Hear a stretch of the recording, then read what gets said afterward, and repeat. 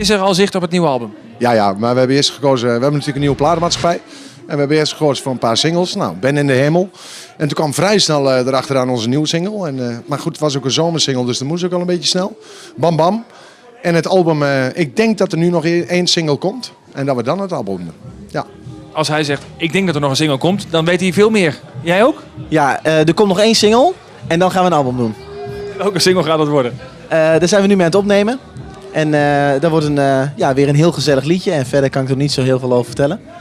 Wel in dezelfde lijn, maar toch ook weer iets anders. Kijk, Bam Bam en Ben in de Hemel verschillen ook. En dat vind ik wel leuk. Iedere keer maken we weer iets nieuws. En toch wel weer feest en gezelligheid. En, dus dat komt wel goed. Ja, als je Bam Bam is, dus voor mij feest. Ben in de Hemel is ook wel feest. Maar we hebben wel heel veel variatie, tenminste dat proberen we dan, in onze liedjes. Dus het is niet allemaal hetzelfde qua liedje. Ik bedoel, korte dagen, lange nachten, dat is weer een heel ander liedje. Maar er zit toch wel weer een vorm van feest in. Maar dan wel heel breed, denk ik. Wat horen we Mulder en Mulder nou nooit zingen? 'S Nachts naar tweeën. Ik weet niet. Engelstalig misschien, denk ik. Is dat iets wat jullie nooit zouden doen, Engelstalig? Nou, nooit zeg ik niet, maar wij zijn wel echt een Nederlandstalig act. En ik wil eigenlijk ook wel graag Nederlandstalig zingen.